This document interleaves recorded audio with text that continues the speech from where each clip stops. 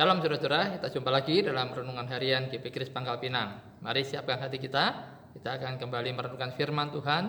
Kita awali dengan doa. Bapa, kami bersyukur untuk hari ini dan kami mau berjalan bersama dengan Engkau sepanjang hari ini melalui tuntunan kebenaran firman-Mu. Biar perenungan hari ini semakin memperlengkapi hidup kami. Firman-Mu terus menyucikan kami, mengubah kami. Kami hidup boleh seturut dengan kehendak Tuhan.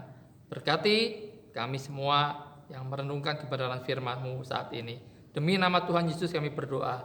Amin. Renungan saya ambil dari Lukas 14 ayat 28 sampai 30.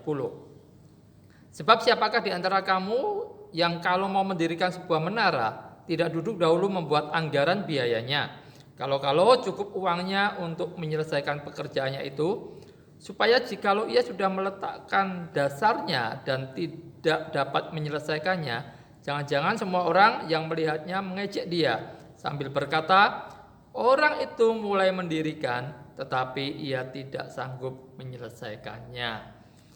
Pernahkah saudara melihat kejadian seperti itu? Ada sebuah bangunan yang mungkin masih setengah atau 75%, habis itu tidak dilanjutkan lagi, dibiarkan mangkrak begitu. Tentu pasti ada penyebabnya, banyak hal mungkin. Tetapi kemungkinan juga penyebabnya adalah salah perhitungan.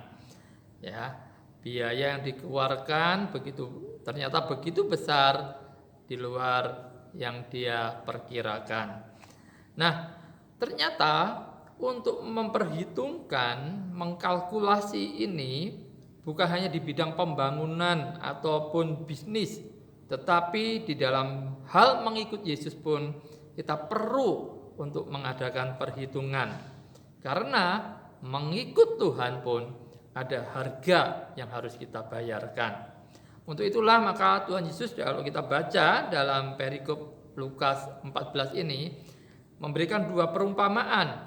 Yang pertama, ada seorang yang mau membangun menara, mungkin sekali menara pengawas kebun anggur, ya, orang itu akan memperhitungkan anggarannya supaya jangan sampai nanti berhenti di tengah jalan, jadi mangkrak, ya.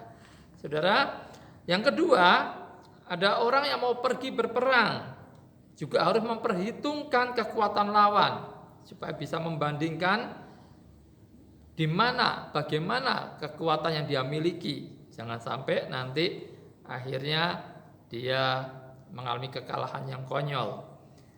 Nah, kedua perumpamaan ini menyimpulkan satu hal, yaitu seorang harus memperhitungkan sungguh-sungguh harga yang harus dibayar untuk mengikut Tuhan Yesus.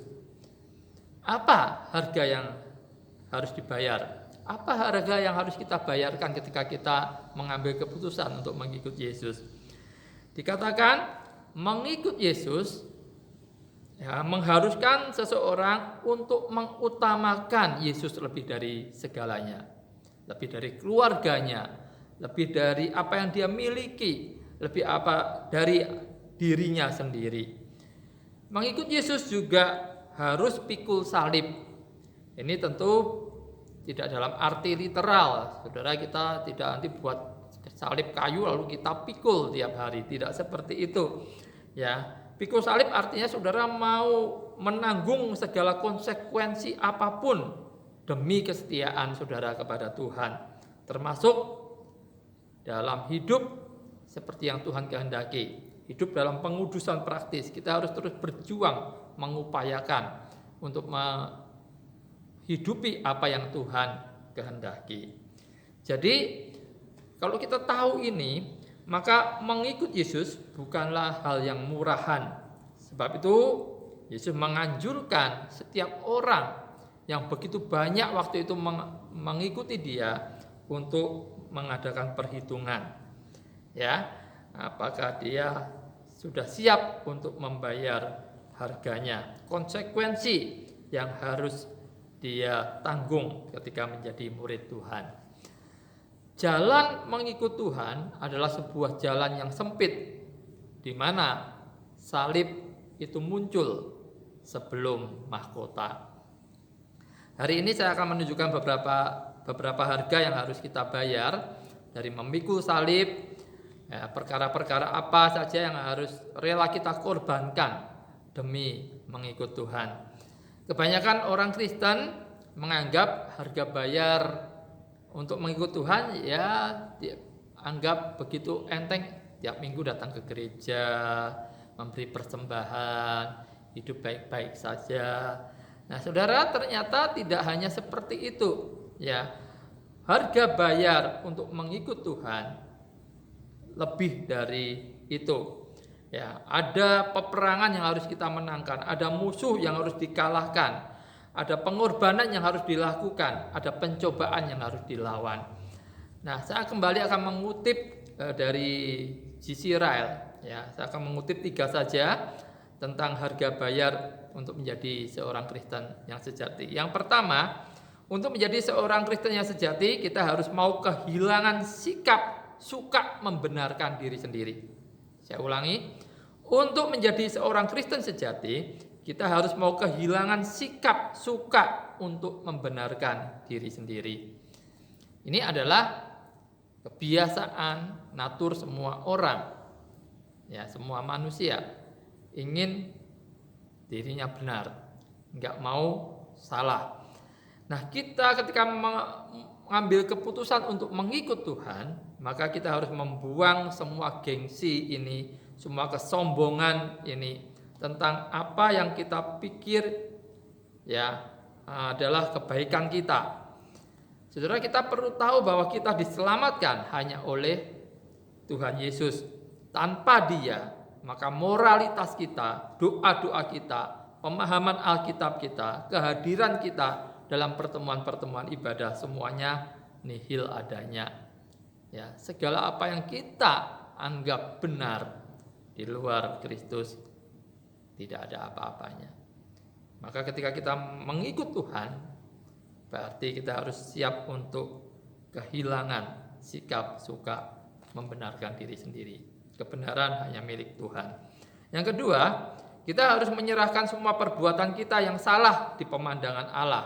Entah itu dosa kecil atau besar, diketahui orang atau tidak diketahui orang, ya, secara umum atau rahasia. Semua dosa harus kita perangi, kita tolak dan kita ungkapkan. Ya, kita terbuka, tidak ada yang kita sembunyikan di hadapan Tuhan. Menjadi orang Kristen sejati berarti mau rela kehilangan dosa-dosa kita.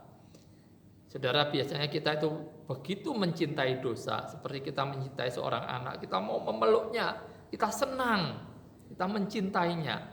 Tetapi ketika kita mengambil keputusan untuk mengikut Tuhan, maka kita harus relakan semua itu, harus kita tanggalkan. Yang ketiga, kita siap kehilangan popularitas kita di antara sesama kita. Jika tujuan kita ialah untuk memuliakan Allah, maka kita harus mau menerima perlakuan buruk dari orang lain karena sikap iman kita tersebut. Ya, jadi kita punya tujuan ketika mengikut Tuhan, ingin memuliakannya, ingin menyenangkan hatinya. Maka kita harus siap kehilangan popularitas kita. Nah, siapkah saudara untuk membayar harga demikian demi mengikut Tuhan? Kekristenan yang murah tanpa salib pada akhirnya akan menjadi kekristenan tanpa mahkota. Mari kita ambil komitmen, kita perhitungkan, lalu kita setia mengikut Tuhan. Tuhan Yesus memberkati, mari kita berdoa. Bapa, kami bersyukur karena kasih setiamu, Engkau terus berbicara kepada kami, mengajar kami hari demi hari, untuk kami boleh hidup seperti apa yang Tuhan kehendaki, hidup kudus bagi Tuhan. Hari ini kami boleh merenungkan tentang harga bayar yang harus kami tanggung ketika kami mau mengikut Engkau. Tuhan, tolong berikan anugerah-Mu, kemampuan buat kami, untuk kami mau dengan sadar, dan Tuhan berikan kekuatan, kerelaan untuk kami boleh mengambil keputusan mengikut Engkau dan menanggung semua harga bayar yang harus kami tanggung. Terpujilah Engkau Tuhan, berkati seluruh umat-Mu sepanjang hari ini. Demi nama Tuhan Yesus kami berdoa. Amin. Sampai jumpa lagi.